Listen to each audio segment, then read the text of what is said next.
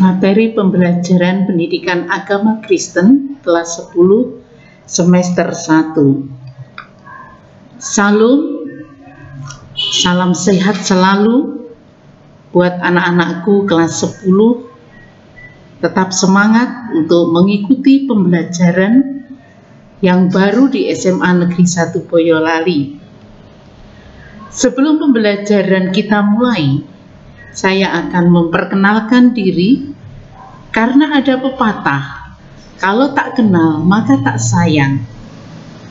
Nama saya Dr. Andeswasti Pratiwi, kode B1.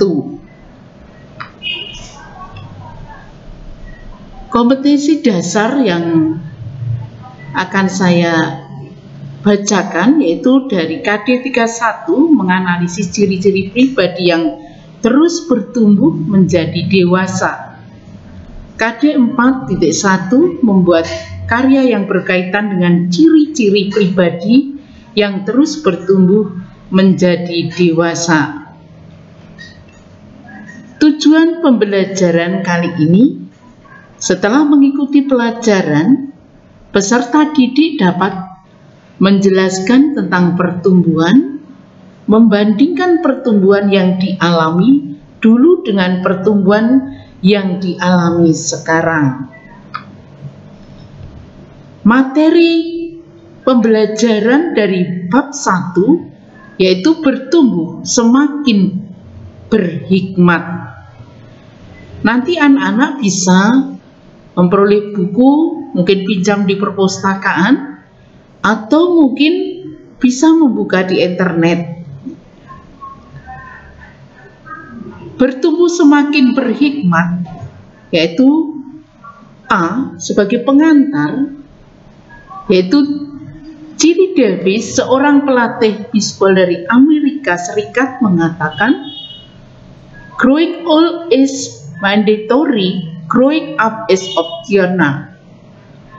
Dalam bahasa Indonesia diterjemahkan demikian: bertambah umur seharusnya sudah terjadi, namun menjadi dewasa adalah pilihan. Maksudnya, setiap orang pasti bertambah usianya. Setiap hari, minggu, bulan, dan tahun usia kita terus berjalan. Kita tidak bisa menghentikannya sampai kita meninggal dunia.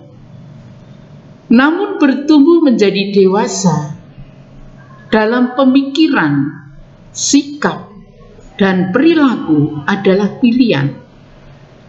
Tidak setiap orang yang dewasa umurnya juga dewasa pemikiran, sikap, dan tingkah laku. Setiap orang harus memutuskan untuk berubah menjadi dewasa dalam hal-hal tersebut, sehingga ia menjadi bijaksana dalam menghadapi berbagai persoalan dalam hidupnya.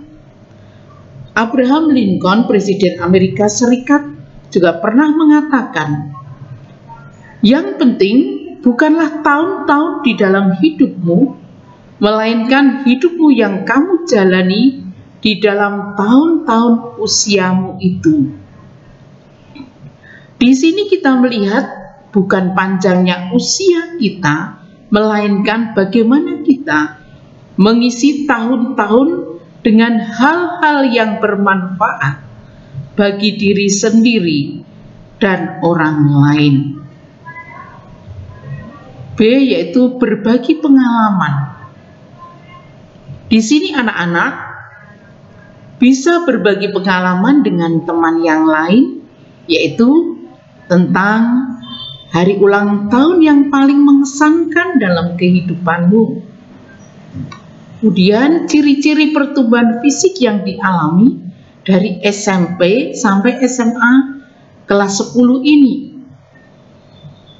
Ciri-ciri perubahan fisik dan psikologis yang dialami dari SMP sampai SMA kelas 10. Kemudian ciri-ciri pribadi yang matang. Melalui pengalaman bisa diketahui apakah orang itu sudah bertumbuh, bukan saja menjadi dewasa, tetapi juga matang dalam kepribadiannya.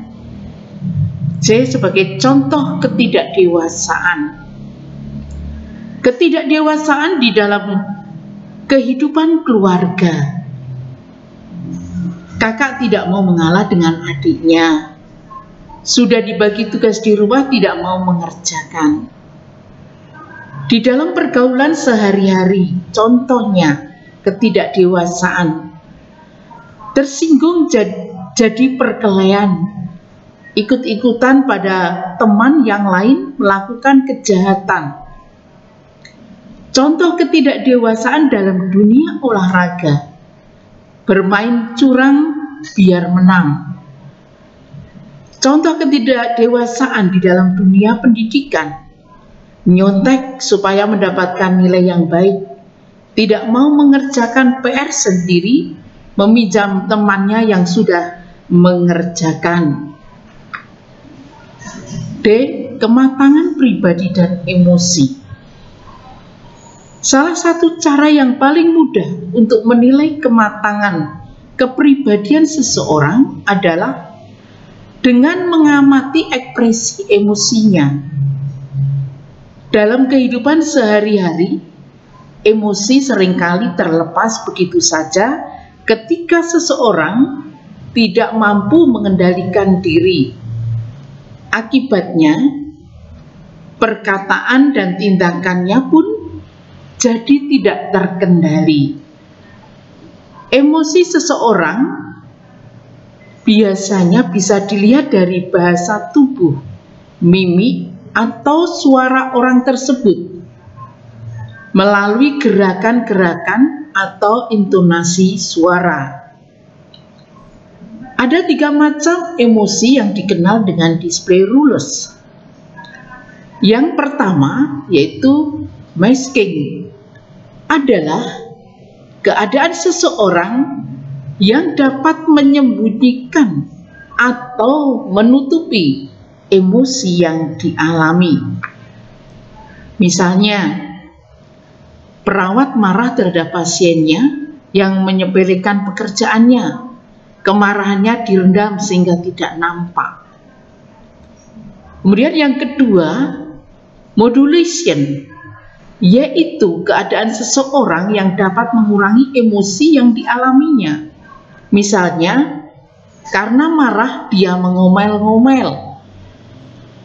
3. Simulation, yaitu orang tidak mengalami emosi, tetapi seolah-olah mengalami emosi dengan menampakkan gejala-gejala kejasmanian. Berdasarkan pembagian emosi di atas, faktor yang penting dalam mengembangkan emosi yang sehat adalah pengenalan yang benar tentang diri sendiri serta kesediaan untuk bertumbuh dan berkembang menjadi pribadi yang matang dan bertanggung jawab. Belajar dari Alkitab, yaitu 1 dari Samuel, Hofni, dan Pinehas. Kehidupan Samuel yang diserahkan Ibu Hana kepada Imam Eli untuk dibesarkan dan dididik di bait suci Allah di Silo. Dalam Alkitab 1 Samuel pasal 3 ayat 19 dikatakan, dan Samuel makin besar dan Tuhan menyertai dia dan tidak ada satu pun dari firman-Nya itu yang dibiarkannya gugur. Samuel adalah salah satu pribadi yang dapat diteladani yang ditemukan dalam Alkitab. Karena Imam Eli mempunyai 2 orang anak laki-laki, yaitu Hofni dan Pinehas. Dan kisah tentang kedua anak Imam Eli itu digambarkan pada ayat-ayat yang ada sebelumnya, yaitu dari 1 Samuel pasal 3 ayat 16 sampai 19. Dikatakan adapun anak-anak Eli adalah orang dursila mereka tidak mengindahkan Tuhan ataupun batas hak para imam terhadap bangsa itu. Sementara daging kurban dimasak, dia mengambil untuk dirinya sendiri. Dengan demikian, sangat besarlah dosa kedua orang muda itu di hadapan Tuhan, sebab mereka memandang rendah korban untuk Tuhan. Gambaran yang berlawanan antara Samuel, Hofni, dan Pinihas. Hofni dan Pinihas yang egois, mementingkan diri sendiri, dan tampak pula pemarah. Sedangkan Samuel, ia digambarkan sebagai anak yang semakin besar dan disertai Tuhan. Ia semakin besar dan semakin disukai oleh Tuhan dan manusia. Bagaimana ini bisa terjadi? Ini disebabkan oleh kedewasaan Samuel, kematangan pribadinya dan emosinya, dan sikap yang tidak egois dan mementingkan diri sendiri. Samuel selalu memikirkan pentingnya pelayanan kepada Allah dan umat Israel. 2. Perpecahan di gereja Korintus. Sebuah kisah lain tentang sikap yang tidak dewasa dan bertanggung jawab dapat kita temukan di gereja perdana di Korintus. 1 Korintus 3 ayat 1-9. Kita temukan kisah tentang pertikaian yang terjadi di gereja Korintus. Gereja itu terpecah-pecah menjadi kelompok-kelompok yang masing-masing saling membanggakan diri sendiri. Masing-masing kelompok menganggap diri mereka lebih baik, lebih hebat, bahkan lebih tinggi dari yang lain. F. Bertumbuh menjadi berhikmat.